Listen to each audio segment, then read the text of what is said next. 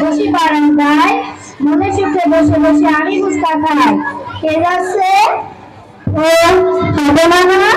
High Fatema, এদিকে আয়। কেমন আছিস রে? ওয়ালাইকুম আসসালাম।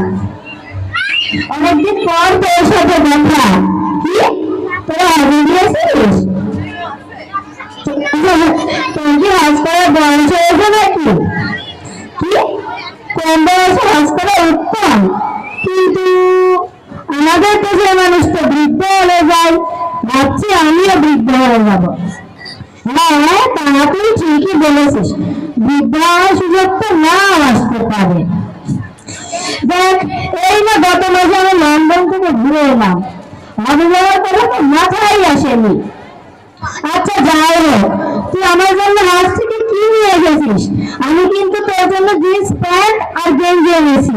কি তুই আমার জন্য বোরখা এনেছিস? আমি বলবো বোরখা? পাগল নাকি?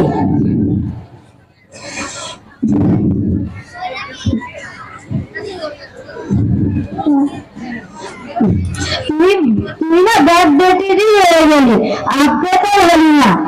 কি এটি ইসলামী পোশাক? এই পোশাকের গায়ে কি ইসলাম লেখা থাকে নাকি? ও মানে হাতের কবজি থেকে পায়ের গোড়ালি পর্যন্ত সমস্ত শরীর ঢাকাকে শপথ বলে,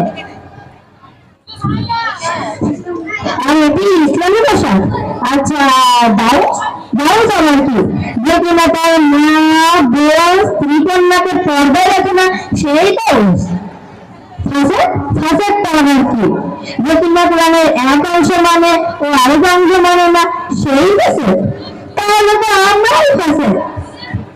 আচ্ছা যাই হোক, তুই আমার চোখ খুলে দিলি বেশ।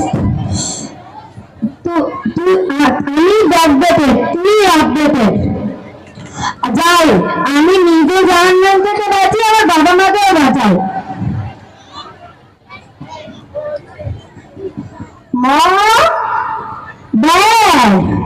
মম, এদিকে এসো। মম, আমরা জানো জাহান্নামী, আমরা কখনো জান্নাতে যাব না, আর দাউসও কখনো জান্নাতে যাবে না। দাউসকে যেদিন তার মা বোন স্ত্রী কন্যাকে পর্দায় রাখে না, সেই দাউস। আর ফাসেকও কখনো জান্নাতে যাবে না, যেদিন না কোরআনের এক অংশ মানে ও আরেক অংশ মানে না, সেই ফাসেক। আমরা পর্দা করি না, কিন্তু নামাজ রোজা ঠিকই করি, তাহলে তো আমরাই ফাসেক, তাই না? কি সত্যি বলছো? এরকম তো আগে কখনো ভেবে দেখনি। তাহলে মা, তুমি পর্দা করবে? আমি এক্ষুনি রেডি হয়ে আসছি। আর জানো এখনো এত কিছু কি করে জানে? ওদের বাসায় না অর্থসহ কোরআন শরীফ আছে, ওরা প্রত্যেক দিন অর্থসহ কোরআন শরীফ পাঠ করে। আর এই না আমরা গত মাসে লন্ডন থেকে ঘুরে গেলাম, ওরা না আগে গিয়েছিল। সত্যি বলছো? তুমি হজে যাবে সবাইকে নিয়ে? ও ইয়েস, আমার সিট পাক্কা, আমি এক্ষুনি রেডি হয়ে আসছি।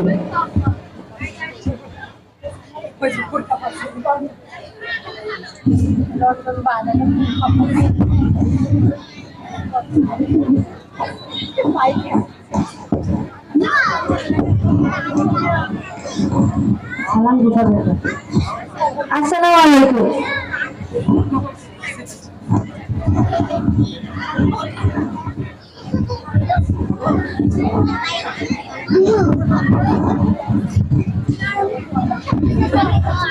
অসংখ্য ধন্যবাদ সামিহাকে। চলুন করতালির মাধ্যমে তাকে আবারও অভিনন্দন জানাই।